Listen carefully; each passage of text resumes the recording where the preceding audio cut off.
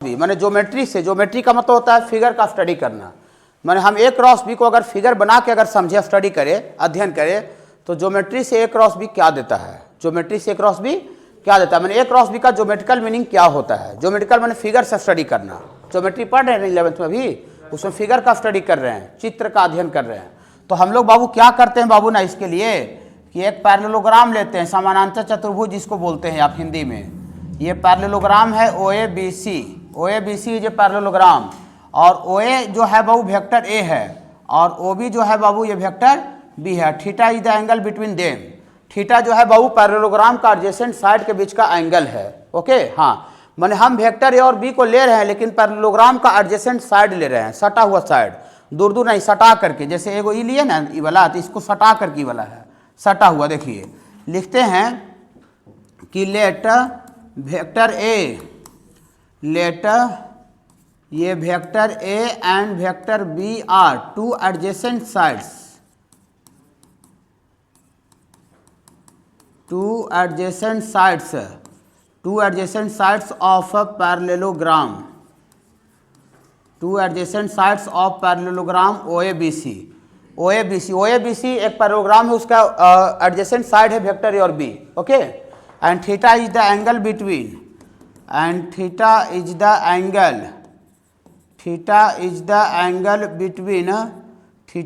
Angle between vector A and B। Vector A और B के बीच का कोण है थीटा। ओके बाबू, हाँ।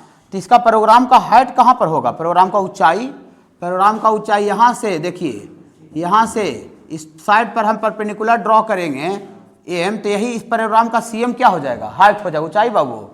दो साइड्स के बीच का लेंथ को हम लोग पैरेललोग्राम का ऊंचाई बोलते हैं, हाइट। तो जो CM क्या है, CM हरा वाला लाइन पैरेललोग्राम का ऊंचाई है, ठीक है। एंड फ्रॉम फिगर से ये CM is the height of parallelogram. Height माने ऊंचाई होता है, हाइट ऑफ पैरेललोग्राम। CM जो है बाबू पैरेललोग्राम का बाबू हाइट है, ऊंचाई है। रुक जाइए, घबराइएगा नहीं। देखिए तो हम लोग ऐसा जानते हैं, सिंस का मतलब चूंकि, तो हम लोग A क्रॉस B का मॉडुलस का वैल्यू क्या जानते हैं, A क्रॉस B का मैग्नीट्यूड अभी लिखे थे साइन थीटा वाला में, प्रॉपर्टी में, तीसरा नंबर प्रॉपर्टी अभी लिखे थे, mod of A mod of B। यहाँ भी एन कैप लिखे नहीं, मैग्नीट्यूड लिख रहे हैं, ओके सर। हाँ, तो ये आपको A क्रॉस B का मैग्नीट्यूड ऐसा जानते हैं, ठीक है। हाँ, मैग्नीट्यूड इसको 1 मान लेते हैं। और देखिए फ्रॉम फिगर से चित्र जो बना हुआ है, ज्योमेट्रिकल मीनिंग है ये, तो फिगर बनाना ही पड़ेगा। चित्र बनाए हैं, चित्र में देखिए फिगर में OMC कैसा ट्रायंगल है, OMC यहाँ पर ही परपेंडिकुलर ड्रॉ किए थे, परपेंडिकुलर हाइट लेंथ को ही, ये परपेंडिकुलर जो रहेगा तो उसी को हम हाइट बोलेंगे। ये तिरछा फिरछा रहेगा तो उसको हाइट हम नहीं बोलेंगे, ऊंचाई नहीं बोलेंगे। तो जो CM है वो परपेंडिकुलर है साइड पर, तो इसीलिए ऊंचाई है वो। अगर परपेंडिकुलर नहीं रहेगा तो ऊंचाई नहीं कहलाएगा, हाइट नहीं कहलाएगा। ओके, हाँ। तो फ्रॉम फिगर से देखिए, फिगर जो दिख रहा है आपको, फ्रॉम फिगर से ट्रायंगल OMC ई वाला, देखिए OMC ई वाला, OMC कैसा ट्रायंगल है, राइट एंगल का है। यहाँ पर एक 90 बन रहा है, 90 डिग्री बन रहा है, तो एक कोई भी ट्रायंगल में एक एंगल 90 हो गया तो वो राइट एंगल हो ही जाएगा, समकोण त्रिभुज। तो OMC इज ए कैसा ट्रायंगल है बाबू, OMC is a right angle triangle.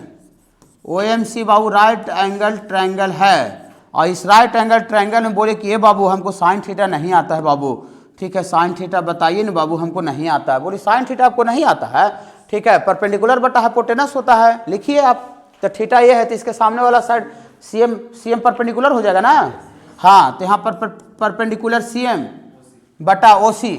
तकलीफ चल रहा है क्या, नहीं, ये OC और ये CM, तो CM लिखेंगे सर, लेकिन हम लोग OC को वेक्टर B का मैग्नीट्यूड लिखेंगे, वेक्टर B का मैग्नीट्यूड लेंथ। हाँ, तो यहाँ से आपको आ गया सर, एक मिनट,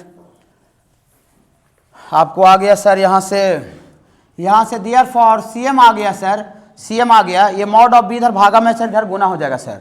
तो CM कितना आ गया सर, ये मॉड ऑफ B और साइन थीटा आ गया। ई जो आया है यही आपको पैरेललोग्राम का क्या आया सर, हाइट आया, हाइट ऑफ पैरेललोग्राम, ऊंचाई आया CM ऊंचाई आया, height of parallelogram, height of parallelogram, parallelogram का ऊंचाई आया। दिक्कत है क्या, पैरोराम का ऊंचाई निकाल चुके हैं। अब कोई बच्चा, आप 9 10th में पढ़े होंगे, ठीक है, या 8 क्लास में पढ़े होंगे, अगर पैरोराम का साइड का लेंथ पता है, ऊंचाई पता है, तो उसका पैरोराम का आप एरिया बता सकते हैं। पैरोराम का एरिया 8 9 10 क्लास।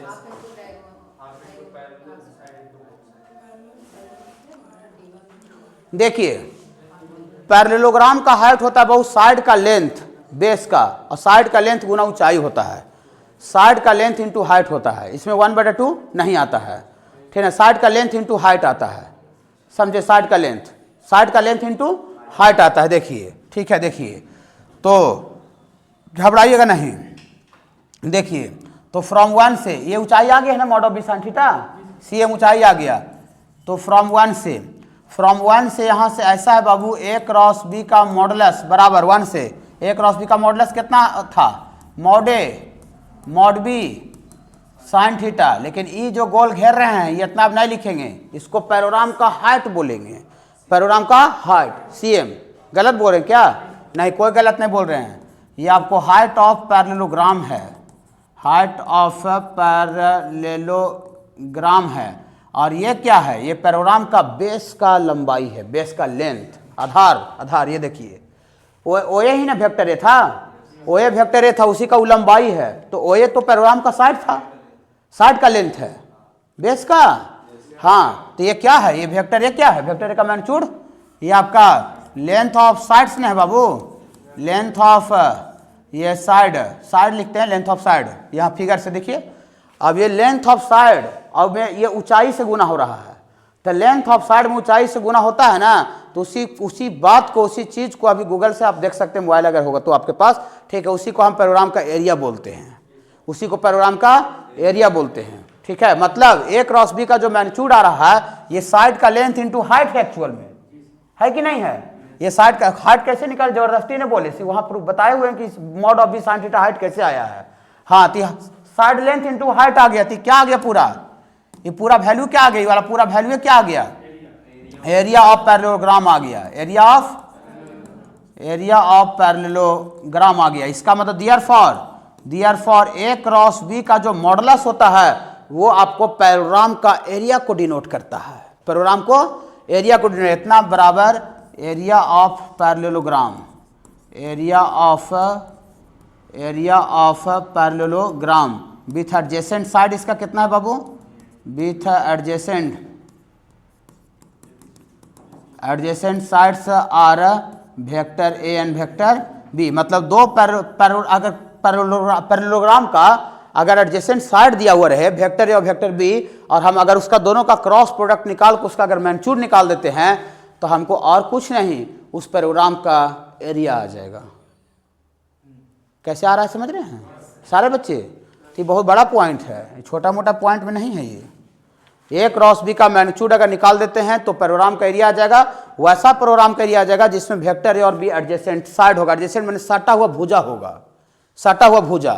हाँ बाबू,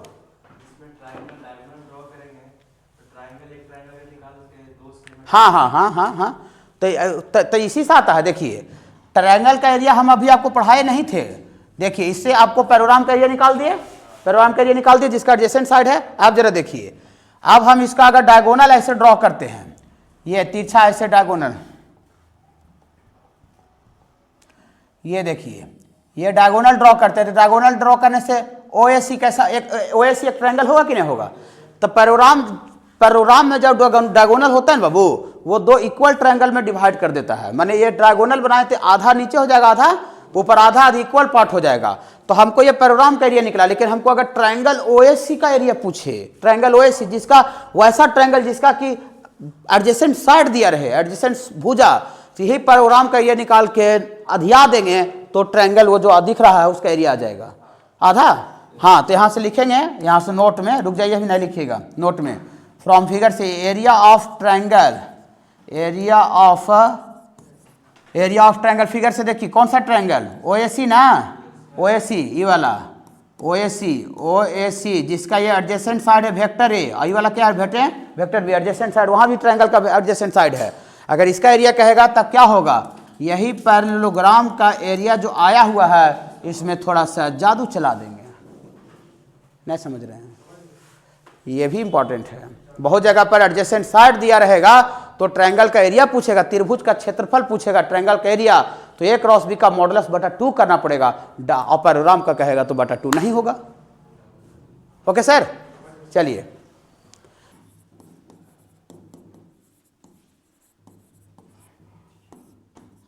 ए क्रॉस बी का मॉडुलस प्रूफ कर चुके हैं कैसे आता है। नाउ आगे ए क्रॉस बी का मॉडुलस एक ही बार नहीं निकलता, आगे ए क्रॉस बी निकलता है। कैसे क्रॉस निकलता है ए क्रॉस बी? पहला वेक्टर में आई क्या थी, डिटरमिनेंट में आई कैप जे कैप के कैप, पहला वेक्टर में आई कैप का कोफिशिएंट 3 1 4 1 -1, ये याद रखिएगा ना, भूल जाइएगा। देखिए ये प्लस आई कैप, ये खत्म 1 + 4 प्लस के बाद माइनस जे कैप, ये खत्म 3 - 4 प्लस माइनस के बाद प्लस के कैप, ये आपका -3 -1।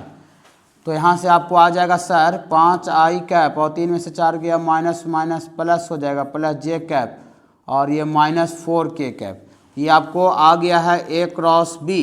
लेकिन हमको ए क्रॉस बी एरिया नहीं देता है, ए क्रॉस बी का मैग्नीट्यूड एरिया देता है। ओके सर, हाँ तो नाउ ए क्रॉस बी का मैग्नीट्यूड निकाल लीजिए।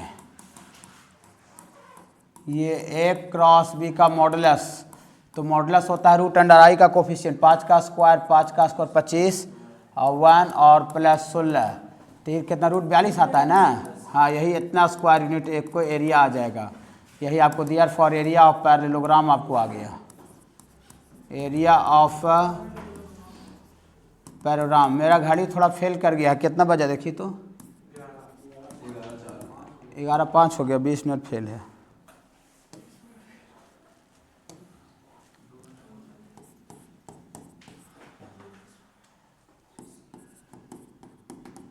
चलिए